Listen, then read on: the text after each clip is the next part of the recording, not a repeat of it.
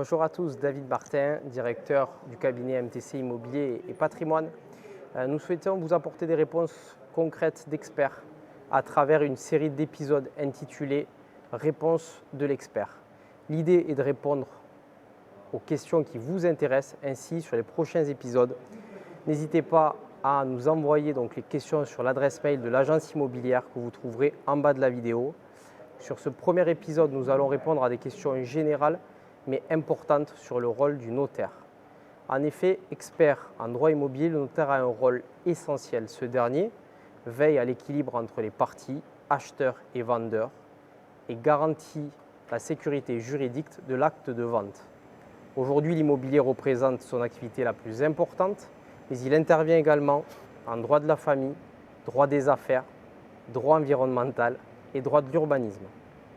Nous recevons donc Maître Nuno Monteiro, notaire et l'un de nos partenaires experts au sein de l'agence immobilière, afin de répondre aux questions fréquentes posées par nos clients au notaire sur son rôle ainsi que ses principaux domaines d'intervention.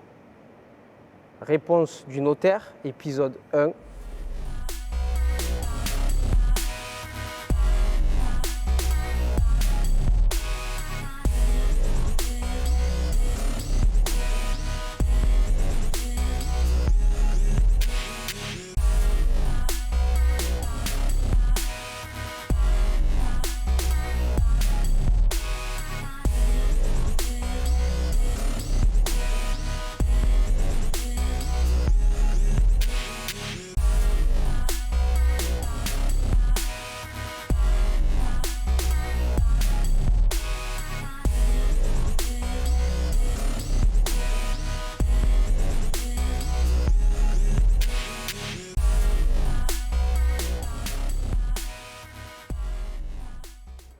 Nuno, je te remercie tout d'abord d'avoir répondu favorablement à mon invitation sur ce projet intitulé Réponse du notaire. Si tu peux te présenter en quelques mots, ta formation, tes diplômes, les sports, tes loisirs. Bien, bonjour à tous. Bonjour David, merci beaucoup pour cette invitation. Donc, je m'appelle Nuno Monteiro, je suis notaire. Je suis le fondateur d'un réseau qui s'appelle Mon Notaire Conseil. Donc, nous sommes plusieurs associés sur plusieurs villes. Le siège est à Toulouse, où nous sommes aujourd'hui. Et nous sommes également présents à Paris et en Île-de-France. Alors, Mon Notaire Conseil, qu'est-ce que c'est? Eh bien, ce sont des notaires qui se sont associés pour une alliance de compétences. Chacun a sa spécialité, vraiment pour apporter un accompagnement global aux clients. Alors, moi, j'exerce ce métier depuis 2007, d'accord, et je suis associé depuis 2012. J'ai été associé pendant 5 ans en région parisienne. J'ai cédé mon étude pour fonder le réseau Mon Notaire Conseil. Alors, en termes de loisirs, je suis amateur de sport à sensation forte, de sport de glisse, et du coup, je pratique du surf, du wakeboard, du bateau, de la voile, du ski, du snowboard. Voilà un petit peu pour mes loisirs. Parfait, merci Nuno. J'ai cru aussi savoir que tu faisais du judo étant plus jeune. Exactement, le judo pour moi c'était vraiment l'école de la vie. C'est là où j'ai appris le plus, même je dirais plus que lors de mon parcours scolaire universitaire. Ce sont les valeurs qui m'ont été transmises par le code moral, par la philosophie du judo, mais également cette niaque, cet esprit de compétition et toujours vouloir donner le meilleur de soi-même dans le respect de belles valeurs. Parfait, merci Nuno pour ta présentation. Passons maintenant aux questions posées par nos clients. Donc on va les prendre dans l'ordre. Donc la première, Nuno, à quoi sert un notaire? Donc il a fait tant d'études, mais à quoi sert un notaire? Alors, le notaire, c'est un petit peu votre conseiller, c'est le juge de l'amiable, d'accord? C'est celui qui va vous accompagner à toutes les étapes importantes de votre vie. Le notaire va être là aussi bien pour les actes immobiliers, lorsque vous allez acheter ou vendre un bien immobilier, c'est lui qui va sécuriser la transaction et lui donner force probante, il va signer l'acte authentique, mais il va également vous accompagner dans les actes de droit de la famille, d'accord? Lorsque tu veux faire une donation, lorsque tu veux rédiger ton testament, jusqu'au règlement de la succession. Également, le notaire va intervenir en droit commercial pour la création d'une société, pour les cessions de parts de cette société, puis d'autres domaines d'intervention comme le droit rural, le droit de l'environnement. Réellement, le notaire va accompagner le client à chaque étape importante de sa vie. Parfait, merci Nuno pour cette réponse. La deuxième question qui nous a été plébiscitée, c'est quel est le rôle du notaire lors de la vente immobilière? Alors, ce qu'il faut savoir, c'est qu'en France, le notaire bénéficie d'un domaine réservé, ce que beaucoup appellent un monopole, c'est-à-dire qu'il n'y a que le notaire qui peut signer des actes de vente immobilière. Pourquoi? Car les actes de vente immobilière doivent être publiés au fichier immobilier. Il n'y a que le notaire qui a accès à ce fichier immobilier. D'accord? Donc aujourd'hui, lorsqu'on veut acheter ou vendre un bien immobilier, il faut passer par un notaire.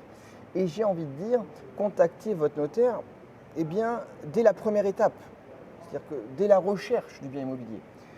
Car lorsque vous allez faire une offre d'achat, c'est cette offre qui est très engageante et cette offre se doit d'être déterminée, se doit d'être la plus précise possible en termes de conditions pour vous éviter des problématiques et des conflits entre vendeurs et acquéreurs.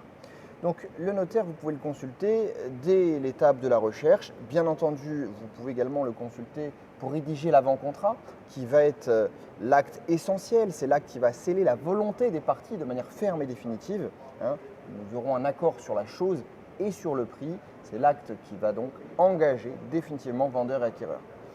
Et également, le notaire va procéder à toutes les vérifications d'usage pour être certain qu'il n'y ait pas de problème pour l'acquisition de ce bien. On va vérifier qu'il n'existe pas de servitude, pas d'hypothèque, qu'il n'est pas nécessaire de faire intervenir quelconque personne pour la bonne validité de la vente. Parfait, merci Nuno pour cette réponse précise. Concernant une question sur les documents, quels sont les documents obligatoires pour la vente et les documents relatifs à la copropriété pour les appartements?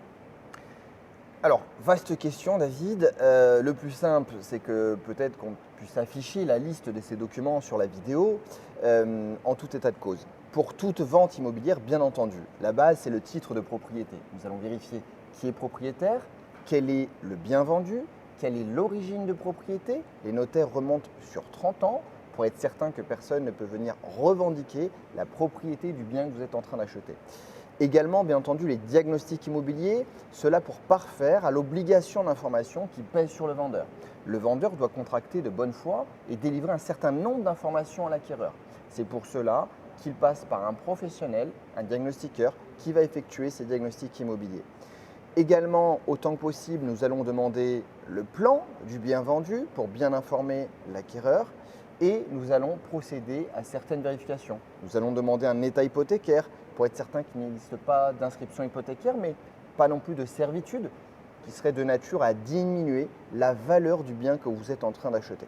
Je crois qu'à l'étude, vous envoyez également un questionnaire aux acquéreurs et un questionnaire aux vendeurs pour préciser effectivement les informations.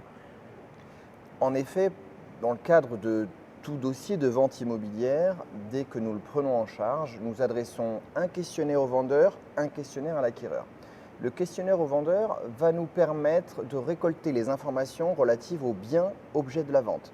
Le questionnaire adressé à l'acquéreur va nous permettre de mieux connaître le projet de l'acquéreur, quelles sont les conditions suspensives dont il aura besoin pour réaliser cette acquisition, notamment au niveau du financement, mais également au niveau des travaux qu'il envisage peut-être de réaliser ou du changement de destination et d'affectation qu'il souhaite donner au bien objet de l'acquisition. Parfait. En quoi le notaire peut-il me conseiller? Alors, le notaire, justement, se veut neutre et impartial. Il est là pour donner le caractère authentique au consentement qui est échangé entre le vendeur et l'acquéreur. C'est lui qui va constater cette rencontre de volonté. D'accord ? Et il faut savoir que les attributs d'un acte authentique, c'est qu'il va avoir force probante, c'est-à-dire que personne ne va pouvoir le contester. Date certaine, la date qui est indiquée dans l'acte est incontestable. Également force exécutoire, c'est-à-dire que les obligations qui découlent d'un acte authentique ont la même valeur qu'un jugement en dernier ressort.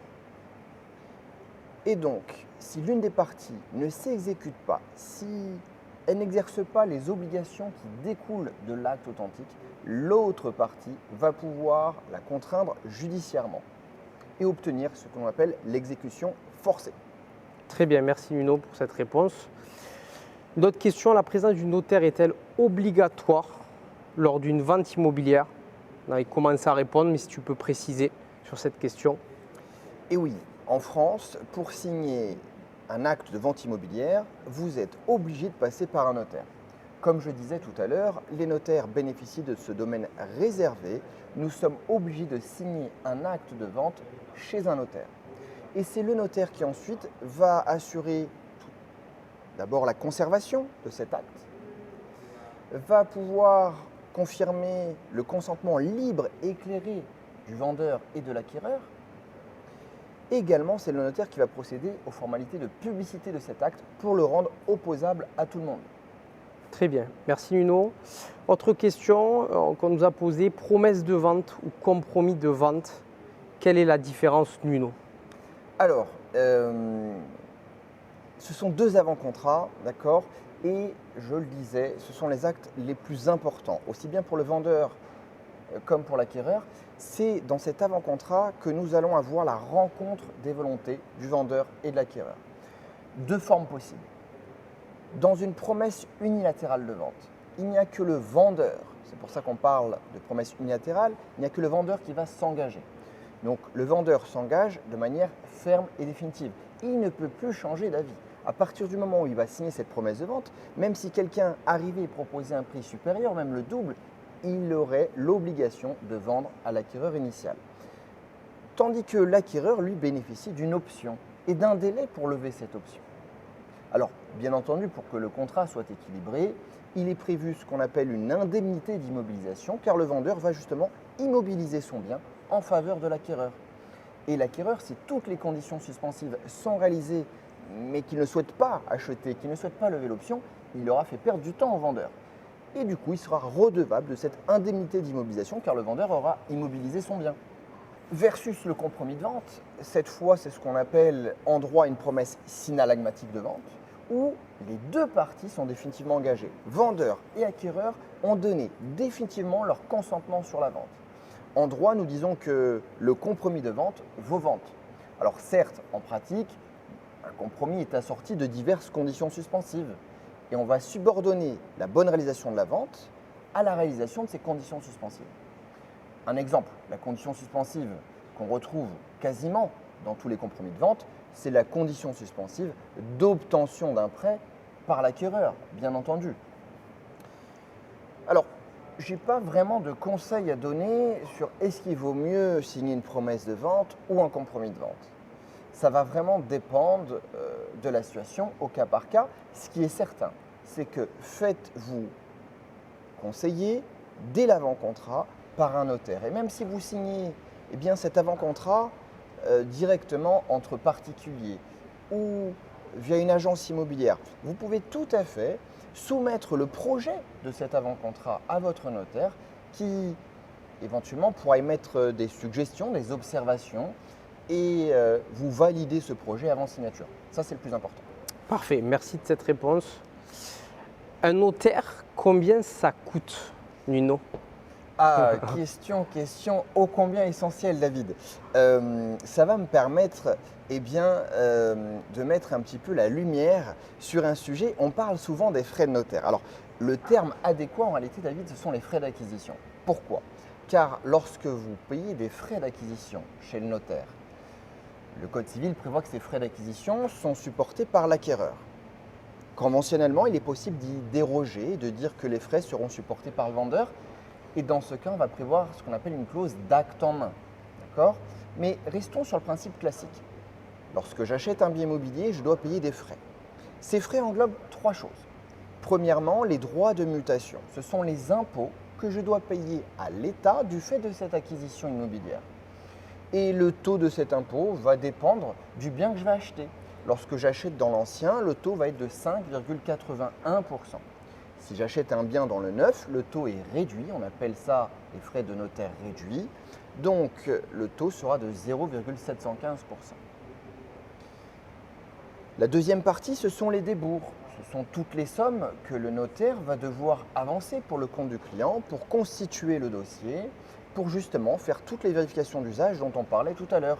vérifier l'origine de propriété, lever un état hypothécaire, contacter un géomètre, demander les documents d'urbanisme, vérifier la régularité administrative, juridique et fiscale du bien pour vous apporter une parfaite sécurité. Cela représente en général aux alentours de 1% du prix de vente. Donc si on additionne, on est déjà à 5,81 plus 1%, on est déjà aux alentours de 6,87%.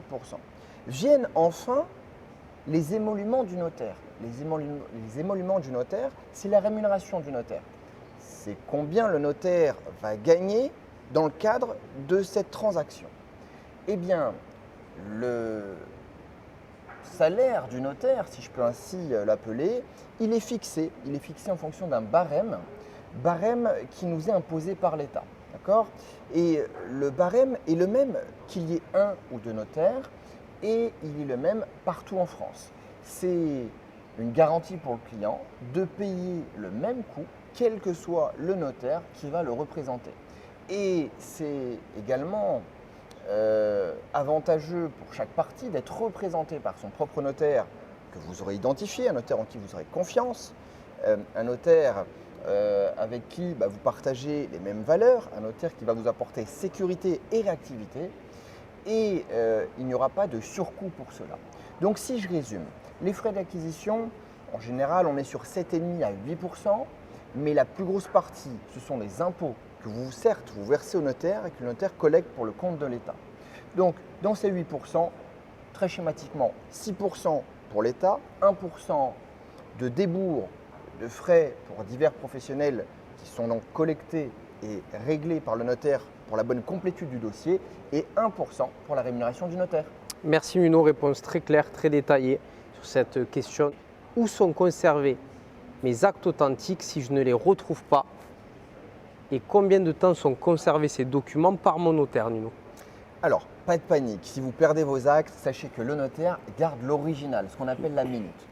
Que cet original ait été signé au format papier ou au format numérique, le notaire doit assurer la conservation des actes pendant 75 ans. Également, depuis une dizaine d'années, maintenant nous sommes passés essentiellement sur des actes électroniques, des actes sur support numérique.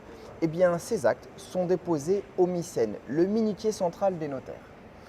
Et le MICEN assure également la conservation des actes, outre le serveur du notaire. Donc, pas d'inquiétude, même si vous perdez vos actes, votre notaire a accès en son étude, mais également au MICEN, à tous les actes authentiques qui sont signés. Parfait, merci de cette réponse claire. Nouvelle question, on entend souvent parler de notaire de famille. On nous a demandé, dois-je en désigner un? Pourquoi et comment? À cette question, je pense que je vais reprendre ma casquette de directeur d'agence immobilière et y répondre, parce que tu as parlé effectivement de par la neutralité. Moi, ce que j'ai envie de dire, c'est ce qu'on conseille à l'agence, c'est que bien sûr désigner un notaire. On l'a vu, il est obligatoire lors d'une vente immobilière. Donc désignez-le. Sur le fait de cette notion de notaire de famille qui s'est un peu perdue, je pense que c'est un rapport, Nuno complétera, avec le droit de famille. Je dirais un notaire va vous suivre tout au long de votre vie, dès la naissance et puis dans les différents actes, contrat de mariage, Pacs, donation, succession. Et il est important d'avoir un suivi, je dirais, régulier et une approche globale. Je prends un cas, Nuno, on a été sollicité par un client récemment sur un acte dont j'avais oublié que c'était le notaire qui actait, mais qui est la reconnaissance d'un enfant. Tu en parleras, donc c'est vraiment de la naissance jusqu'à la fin de vie le plus tard possible.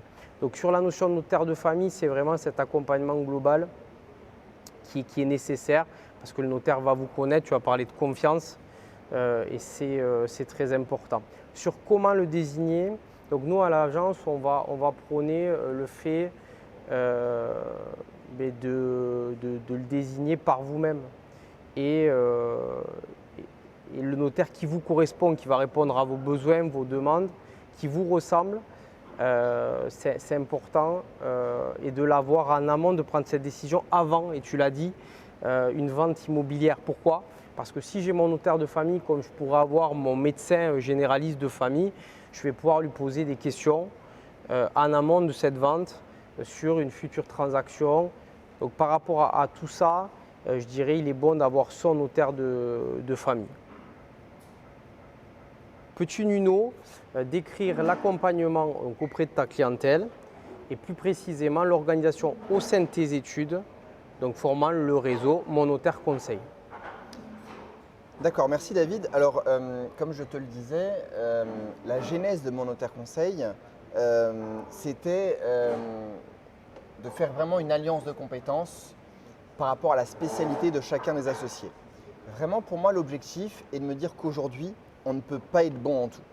Lorsque j'étais plus jeune, si je voyais un notaire qui me disait qu'il était expert dans tous les domaines, je m'inclinais. Aujourd'hui, celui qui me dit qu'il est expert dans tous les domaines, bon, à minima, je vais vérifier, voire je vais fuir. Ce qui est certain, c'est que le but de Mon Notaire Conseil, c'est d'être présent avec vous au quotidien, quels que soient vos besoins et quels que soient les actes que vous avez à effectuer au cours de votre vie juridique. Pour ma part, par exemple, outre mon cursus de notaire, bien évidemment, j'ai continué à me former. J'ai passé donc un Master 2 en expertise en gestion de patrimoine, justement pour pouvoir accompagner mes clients sur toutes les étapes importantes de la vie familiale. Tu parlais tout à l'heure de notaire de famille. Un notaire de famille, c'est tout d'abord un confident. C'est quelqu'un en qui vous avez confiance. Quelqu'un en qui vous allez devoir avoir une confiance qui va vous permettre de vous livrer, de parler de sujets délicats, de sujets privés, de sujets intimes parfois.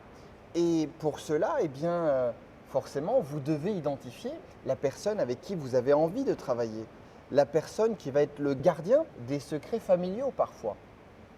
Tu parlais des actes de plus en plus variés que peut faire un notaire. Il faut savoir que le législateur témoigne une confiance accrue dans les notaires. Pourquoi? Parce qu'on voit que le champ des possibles ne fait qu'évoluer. Un exemple, pas plus tard que la semaine dernière, le législateur a permis un nouvel acte. L'adoption de l'enfant de son partenaire de Pacs ou de son concubin. Cela était possible qu'entre couples mariés. Le consentement à l'adoption, tu vois, est recueilli par le notaire. Ça te montre un petit peu le type d'acte qu'on peut aller faire chez un notaire. On peut également aller donner son consentement en vue d'adoption. On peut également effectuer des actes de reconnaissance de paternité ou de maternité. Des actes de donation, c'est très important. Un acte de donation, on va se dépouiller de manière immédiate, irrévocable. Et ça, dès le plus jeune âge, on peut mesurer l'importance d'un acte de donation. Tu sais, dans toutes les cours d'école, on entend donner c'est donner, reprendre c'est voler. C'est vrai. Et il n'y a pas de contrepartie, c'est-à-dire que le jour où tu fais un acte de donation, tu ne peux pas récupérer le bien que tu as donné. Donc c'est un des actes les plus importants et ça également, tu le fais avec un notaire. Mais également, tu vas pouvoir prévoir ce qu'on appelle les dispositions de dernière volonté. Et ces dispositions de dernière volonté, ce sont tes volontés qui vont s'exécuter même après ton décès. Tu parles notamment du testament. Exactement. Plusieurs formes de testament possibles. Et tout ça pour dire qu'il est important, tout d'abord, d'identifier un notaire qui dispose des compétences en la matière, en droit de la famille. Et les compétences, comment on les acquiert, David? Par des diplômes, par des formations, par de l'expérience. Tu évoquais comment on sait si un notaire est bon, s'il a une bonne réputation, quels sont ses diplômes? En effet, je ne vais pas pouvoir interroger tous les notaires. Par contre, ce qui est certain, c'est qu'aujourd'hui, le notaire, comme tout professionnel, est présent sur la toile, est présent sur Internet. Et on voit l'importance aujourd'hui des recommandations et des avis qui sont laissés sur divers sites. Alors, bien entendu, des avis à tempérer, car l'être humain, par nature, il prend plus le temps de se plaindre que d'exprimer les choses positives. Mais au vu du nombre important d'avis que peut avoir tout professionnel, à vous d'aller chercher votre propre avis, mais également de vous inspirer de l'avis qui a pu être laissé par d'autres usagers du droit, car Le notaire, comme tout professionnel, est un commerçant du droit et le client est un usager qui a droit donc d'émettre un avis, voire une notation sur ce professionnel.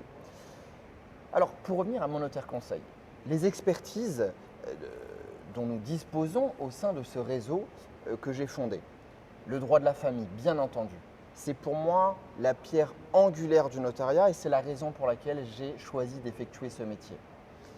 Également, le droit immobilier. Nous accompagnons aujourd'hui des investisseurs sur tout le territoire national et même international. J'ai beaucoup de clients qui se situent à l'étranger et que nous accompagnons, nous en parlerons je crois un petit peu tout à l'heure, grâce aux outils numériques que nous avons développés.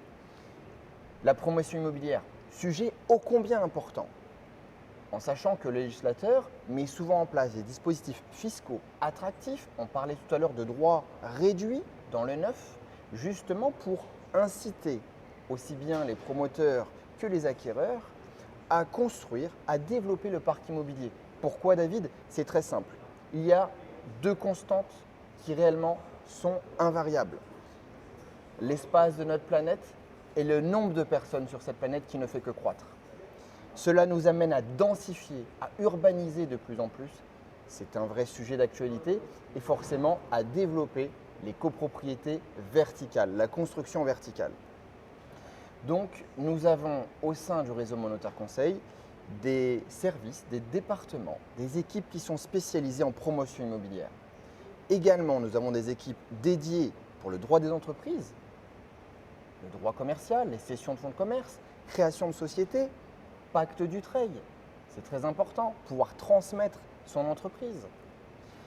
Puis, nous avons également du droit des collectivités pour accompagner les collectivités locales qui, elles également, ont parfois à réaliser des actes authentiques, des actes de vente immobilière, des actes de remembrement.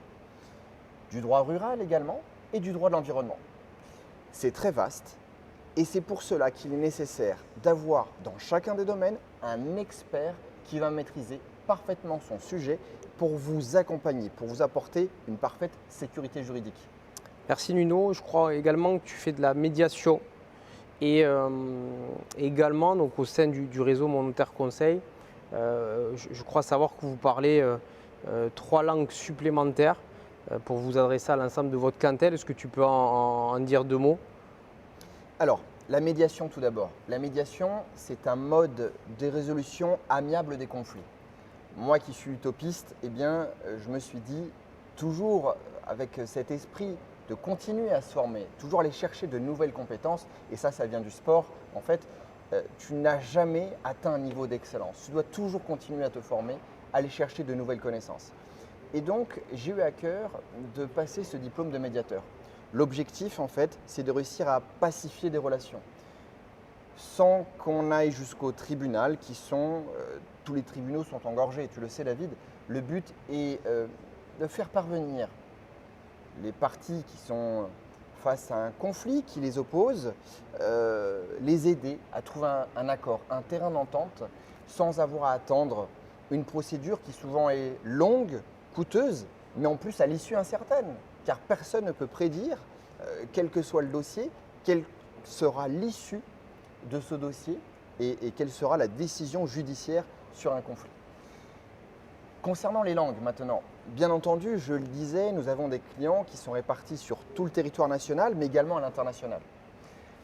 Et pour cela, pour accompagner les clients de la meilleure forme possible, en maîtrisant la langue pour pouvoir échanger de manière simple et fluide, nous avons des équipes bilingues en anglais, en portugais, en espagnol. Nous avons également des bases en italien, ce qui nous permet, avec la maîtrise de ces langues, réellement d'accompagner tout type de clients éparpillés à travers le monde, que ce soit pour réaliser des actes en France ou des actes à l'étranger.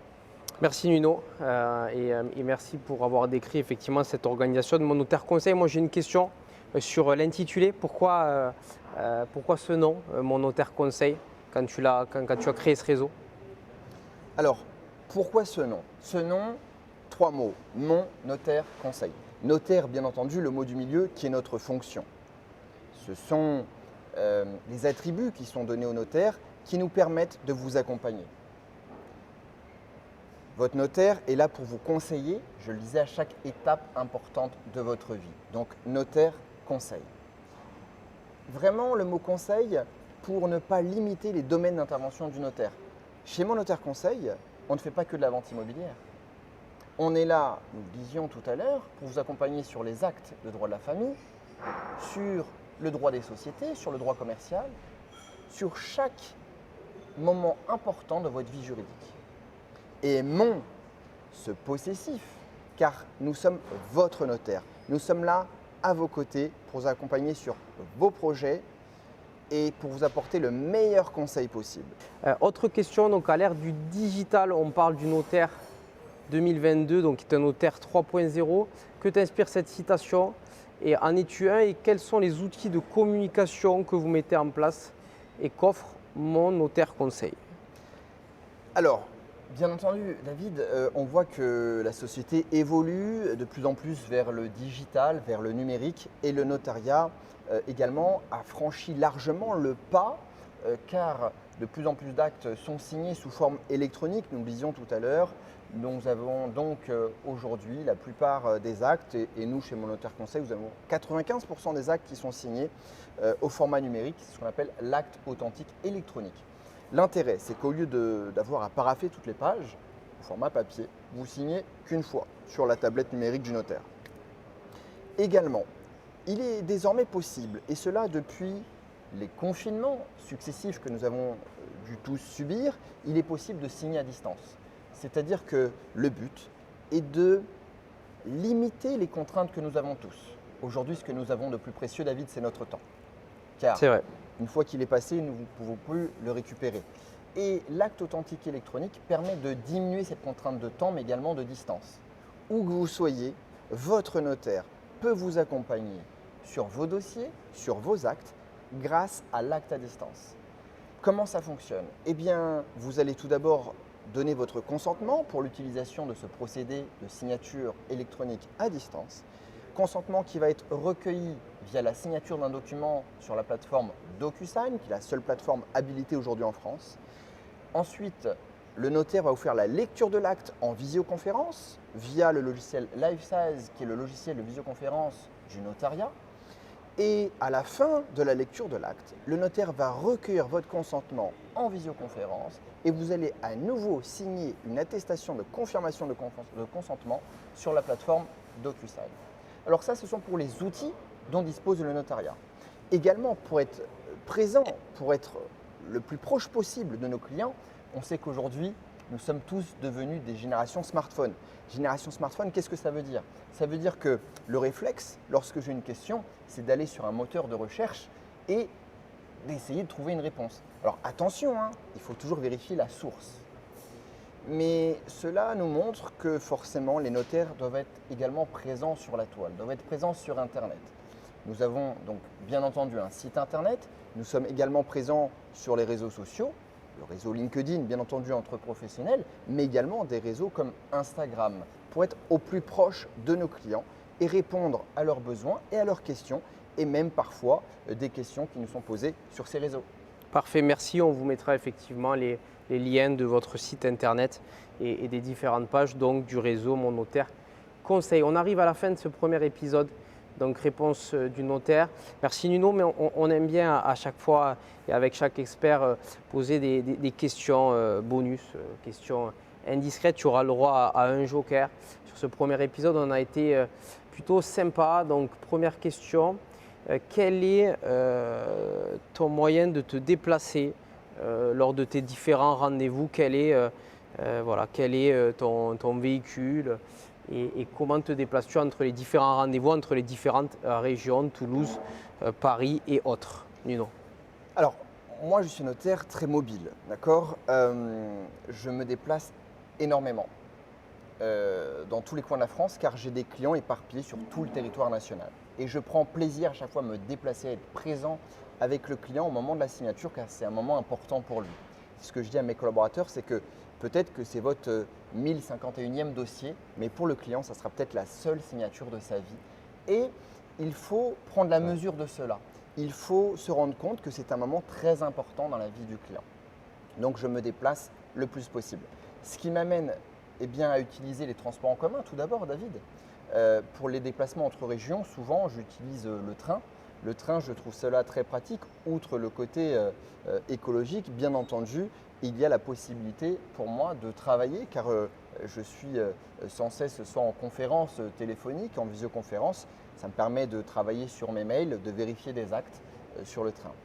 L'avion également, bien entendu, alors même s'il est moins écologique, au final, quand on regarde le nombre de personnes, le bilan carbone reste quand même meilleur en se déplaçant en avion, dans un avion qui est plein, que tout seul avec son véhicule. Et l'avion notamment, je le prends 1 à 2 fois par semaine pour me rendre sur Paris, pour rencontrer mes clients et mes partenaires de la région parisienne. Ensuite, j'utilise sur Paris, j'utilise beaucoup le 2 roues. C'est vrai que compte tenu de la circulation, c'est ce qui reste aujourd'hui le plus efficace, même si cela est dangereux. Toujours pareil, pour diminuer cette contrainte qu'est le temps. Voilà. En véhicule automobile, j'ai un véhicule électrique assez sportif. D'accord. Ok. Et ce choix de l'électrique, pourquoi?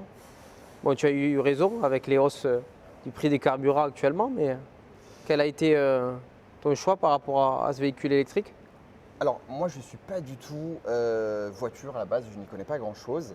Par contre, je suis assez fan d'Elon Musk, voilà. Et du coup, je ne citerai pas le nom de la marque, mais le personnage, je le trouve très intéressant. C'est vraiment quelqu'un de visionnaire. Et du coup, les véhicules qu'il a pu faire, moi, m'apportent totalement satisfaction.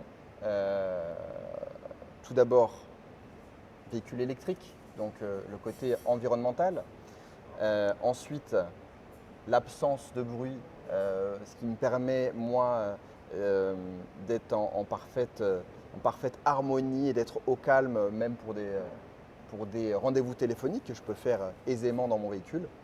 Et puis ensuite, car j'aime bien, voilà, j'aime bien le design et le punch de ce véhicule électrique. Voilà. D'accord, merci Nuno. Et puis pour ceux qui souhaiteraient savoir quelle est la marque, on vous laissera le choix de le trouver, le véhicule. Ensuite, on a, tu me fais la transition, un livre à nous conseiller en rapport avec l'immobilier ou peu importe. Voilà, un livre que tu conseilles à nos auditeurs.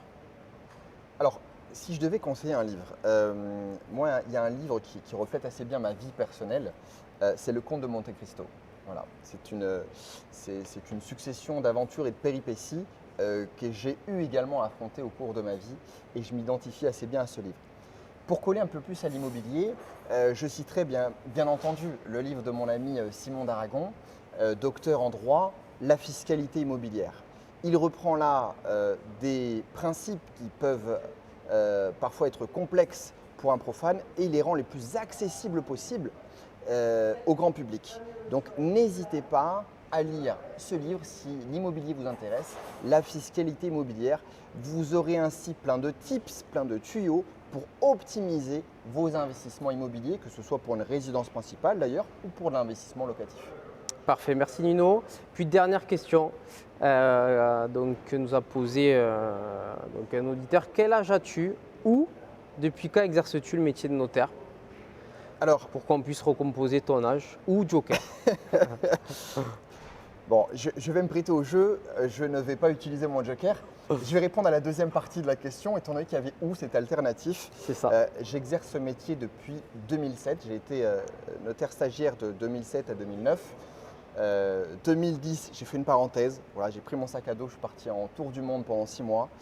Et je suis revenu en 2011 et rapidement je me suis associé. J'ai eu la chance de m'associer dès 2012. Et à l'époque, lorsque j'étais associé, j'étais nommé le notaire le plus jeune de la compagnie. Hein, voilà, donc je vous laisse faire les calculs. J'exerce ce métier depuis 2007, associé depuis 2012. Parfait, on va dire, et pour résumer, jeune notaire. Merci Nuno de tes réponses concrètes et surtout de ton temps. Merci à vous de nous avoir suivis. C'était le premier épisode de Réponse du notaire. Dites-nous en commentaire si le format et le contenu vous a plu.